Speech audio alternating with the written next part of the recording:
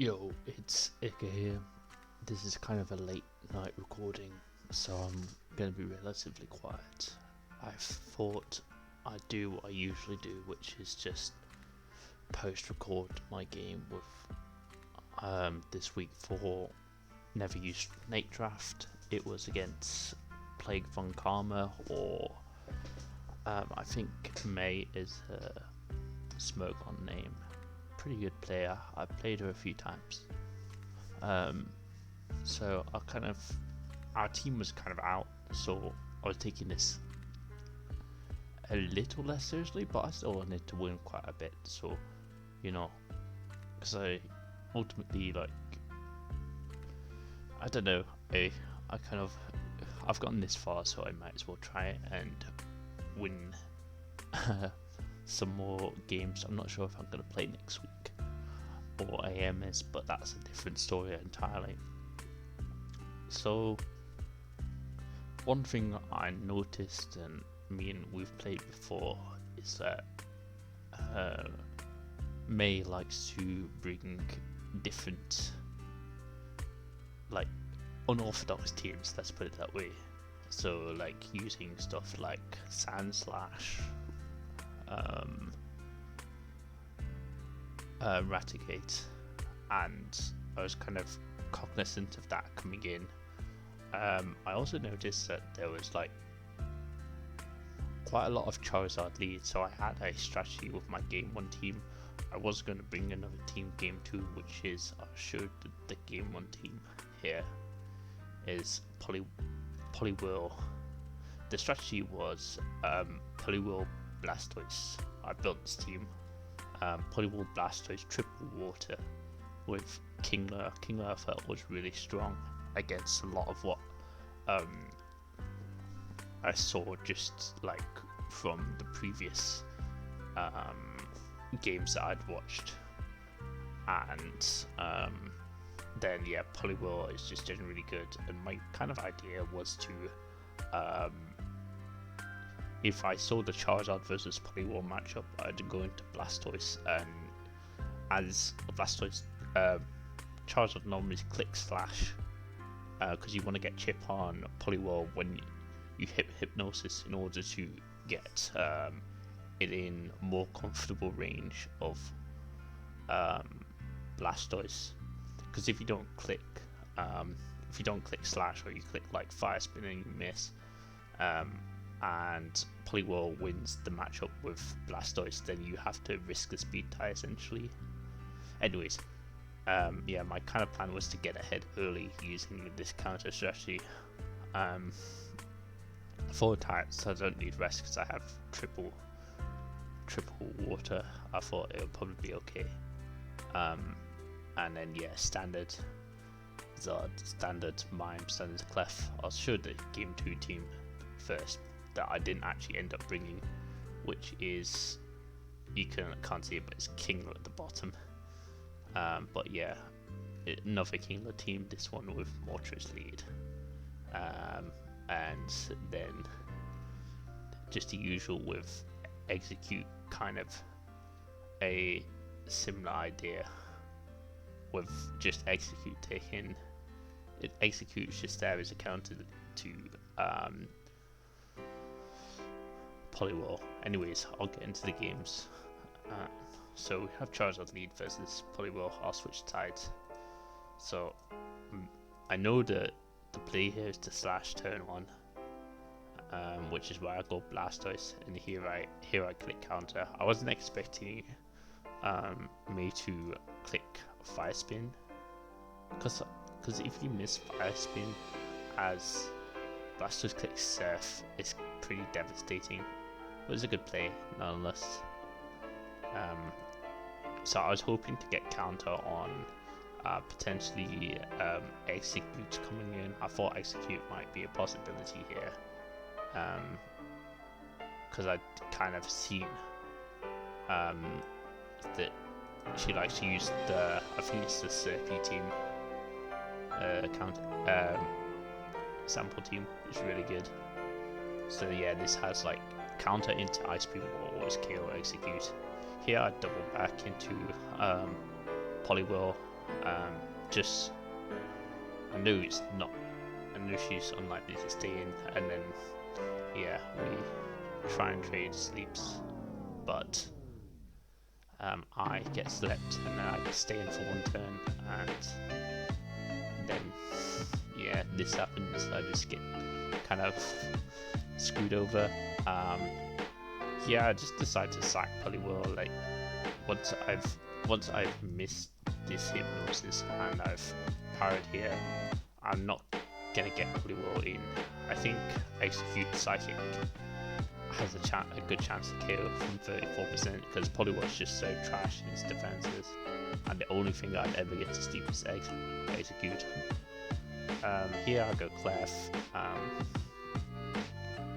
I think May makes a bit of a mistake here. Forgets that Clef has Blizzard. Happens, and then we just trade Clefs. Here, I know that a high roll, like the max roll, will kill me here. It's 22 to 26.5%, I believe. I think I'm like 26.8 or something like that.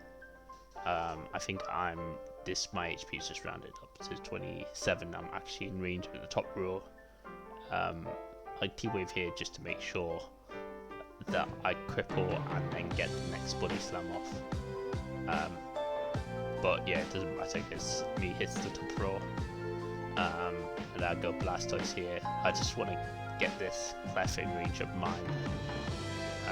And I think Blastoise will probably kill anyways, and I know that even though he has Charizard, I have another water, so, and this Blastoise doesn't have rest, so it's not too valuable. Then here she goes Mime. I know I'm gonna lose this. Here, I expect that she's gonna expect the T-Wave, so I just click Psychic.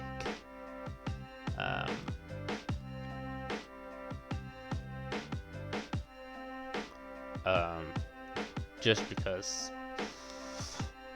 I don't know, I just click Psychic here, and then I know she's gonna click Boom, but I can go into Kingler here, but I have nothing else that's gonna lift that Boom, so I just hope for the Mime crit, because I've gotten pretty unlucky this game, so I just hope to get lucky basically, and that's what happened. Because Boom is just objectively the best play, even if I have like my own Golem or Kabutops, and then it puts it in range of like Kabutops. Of course, Kabutops in range of her Kingler. See, Kingler's Crab Hammer, or it just allows the team to, or Mr. Mime's double Psychic, say, she can just break through a lot easier. So I just go for the crit here. Then here I T-Wave Mime. We're gonna play this game. I see the idea behind Estas here. I don't think it's. I think you should always T-Wave, because you have Kingler in the back. Obviously I win this particular T-Wave for, but yeah, this allows me to get Mime out scot-free basically. And since here I know this is lead Zard, probably doesn't. I think this Zard actually has counter if I remember correctly, but it's not gonna come into play this game. And yeah, I know at this point that obviously that's unlucky, but I know that I'm likely to win this game, because I would just I'll just trade with Zard or trade with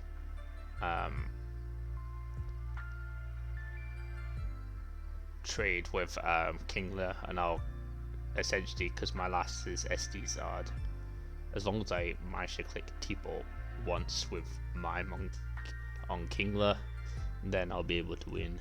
But yeah, here Fire Blast miss. The burn wouldn't have made any difference, I don't think, because I just I just start clicking. Well, actually, I still click slam, because slam into T-ball into well, even burnt slam into T-ball into earthquake from Charizard would have killed. And I have Fire Blast on the Charizard as well. Worst comes to worst. I think that's the case anyways, but yeah, here I'm just gonna obviously T-ball with mine. Kingler's in Hyper Beam range anyways of Charizard. But so yeah, it's a pretty close game. A lot of stuff happened, I guess is the best way to put it. Game 2, I decided to bring the same team. I was gonna, as I said, I was gonna bring this Moltres lead team, but I changed my mind, because this was like kind of my team in case there's like because I was expecting perhaps like a Pharaoh lead or something like really wacky. In which case, I think Moltres are kind of a lot of the teams don't have good ways to deal with Moltres. So yeah, here game 2 we do the Poliwhirl mirror. She gets to sleep on me, and here I'm gonna go into Blastoise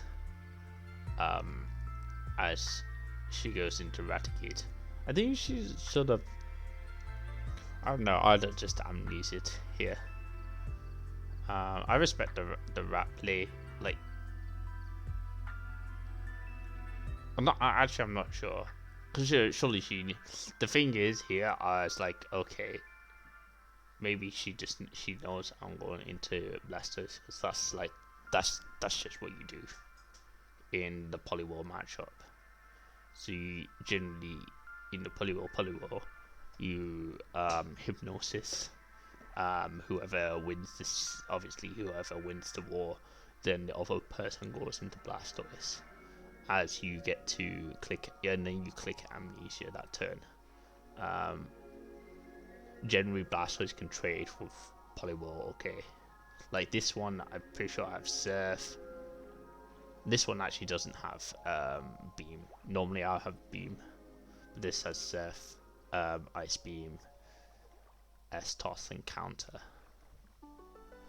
But yeah, here I thought, okay, maybe she's preempting that. I'm gonna break down my Blastoise with Raticate, using Super Fang, and then come back with Poliwhirl. But that didn't turn out to be the case. So she just switches to Blastoise, and I look kind of silly because of the, you can see oh, I should mention, like, we're just bantering in the chat because I didn't even remember this, but it wasn't that silly, you know, because like I'm pretty sure like her team's out, our team's out, so it's like, it's nice to, it's obviously great to win, but it doesn't matter at the same time either. Too much, there's not much stakes. So yeah, I kind of got played, and then here I'm gonna S-Toss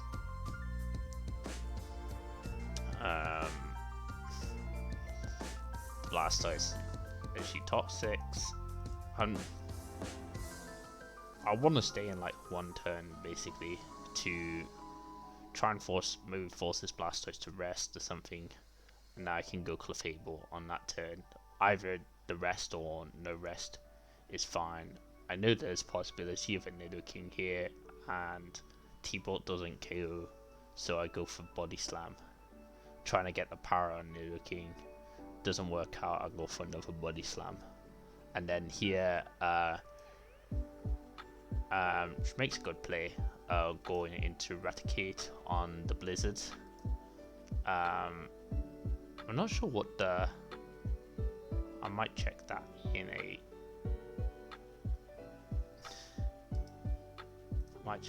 new tab. wait a second. I'm gonna, cause I was pretty sure that Hyper Beam from this range killed Clefable. Yeah, it does. It does tons. It does 44% minimum, which is why I switched out, I think, into Blastoise here. Yeah, and unfortunately, it was kind of sad here because obviously I switched into Blastoise, predicting the Hyper Beam, and then I was just going to counter this Raticate, and I think I'd have been in an okay position because like the Poison Blastoise is low, yeah, my Clefable's low, but it can live one hit from No King and still live one hit from Mr. Mime. And then yeah, I think I'd be in a pretty good position here. I can explain. So yeah, here I don't know why I stay in here. I'm not sure. I think I know that Surf isn't gonna KO, and I kind of just want to get rid of this. So I just want to get it really low so it can't switch into anything. I know Hyper Beam's coming. I go into Poliwhirl, which is useless, and then I can go into Charizard here. I was gonna SD, but I was worried about like her staying in and Body Slam parrying me, because I was pretty sure at this point, like if you look at the team composition, she has to have Mime last, most likely. Blastoise at 45%. Poliwhirl gets KO'd by +2 Hyper Beam, losing KO range. I know there's probably a Charizard. If I SD, then I'd gone ahead. Either way, the worst case scenario is we go into even, and I think, okay, well, I'm technically behind right here. I think, like slightly behind. So I'm happy to go for SD Wars, and if she switches into Charizard, so we just go for +3. +3 gives you, I think it's 95 minimum or something like that. It's like a 70% chance of KOing. Obviously it's lower because of critical hit, but yeah, right here. Oh, also the second reason I'm happy to do +3 trade is even if this doesn't work, I have a full health Kingler. I know that she has nothing if my Charizard wins the war. So I can technically still win the game with Mime. If I have to, like, a lot of things have to go my way, but I feel like that's why I opted into this battle. And then we both get crits, which is kind of funny. And then she wins the Hyper Beam, speed tie. I think if I'd have won, obviously the game was over. And then here I go into Kingler. I know Kingler lives. It does 98% max, I think. Don't quote me on it though.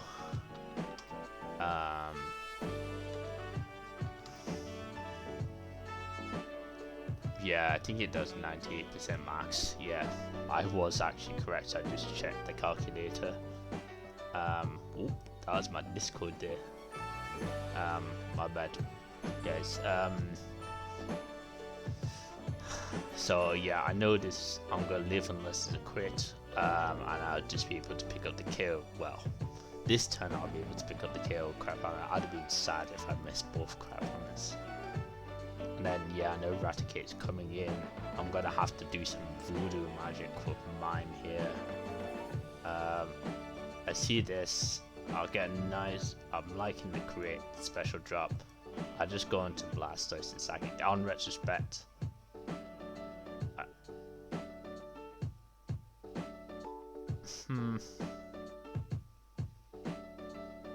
Don't know why I didn't go into Poliwhirl, and maybe both of them are actually useless.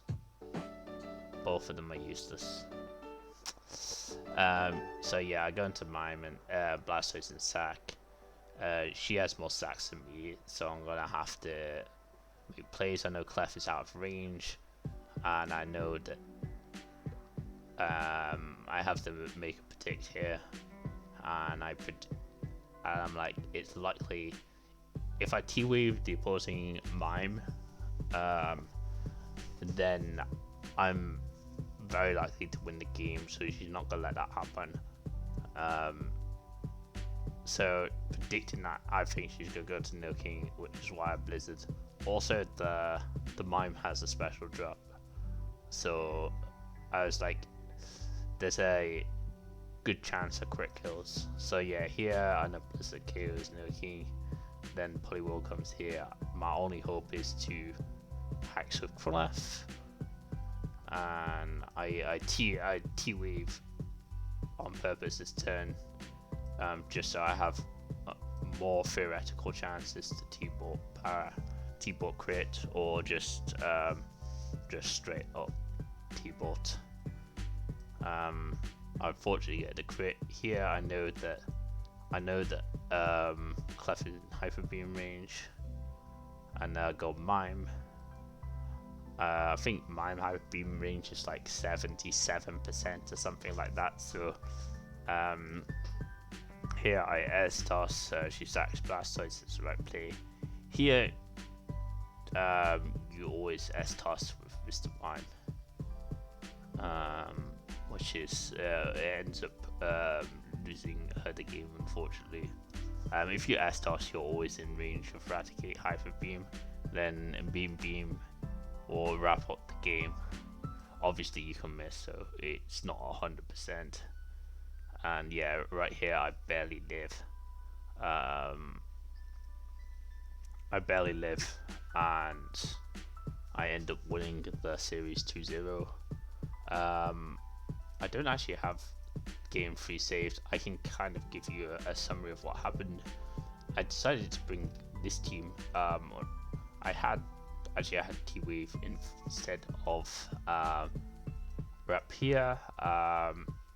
May brought a Pharaoh lead team, so I T-Waved. I think what happened was I T-Waved Pharaoh turn 1, T-Bolted, she moved T-Bolt, then I T-Waved as she was low health, Pharaoh like 20%, switched into Clefable. I kind of just got a feeling that she was going to switch. Then we played a bunch of like trading. I'm pretty sure we traded Clefs. I got Moltres in a bunch of times. Clip Fire Blast versus Kabutops. I'm pretty sure it was Res Kabutops. I Toxic Fire Blast. She had both like Kabutops and Blastoise. Moltres actually put in a lot of work, and my plan was just to spin Kabutops and Blastoise down. Yeah, I had Slowpoke and Dragonite on this team. Unfortunately, I had T-Wave instead of Agility, which definitely, well, I probably lost anyways, but it definitely lost me the game. Here, I think Egg was actually just useless, because Charizard OP did like 13% per fire spin. So yeah, I think I got like 4 of her mons paralyzed, and I set up Amnesia with Slowpoke. I probably should have double Amnesia on. I think she Hyper Beamed with her paralyzed Pharaoh. I should have double Amnesia'd. Not that it actually mattered. That I could have gone plus. I could have gotten +6 and maybe killed the Blastoise or something. Anyways, what ended up happening is that Slowpoke went down, and I had Dragonair and Execute versus quite a chip team. And yeah, I didn't have agility, I had T-Wave. So I couldn't self agility versus Nidoking. Nidoking was like full health, to be fair. And then, which I think whether Nidoking was full health or like 6. No, it was full health. And then yeah, I couldn't do Dragonair things, I guess, and I just lost the game. So yeah, that was kind of game 3. I hope that is elucidating for people. I just thought I'd record that for fun.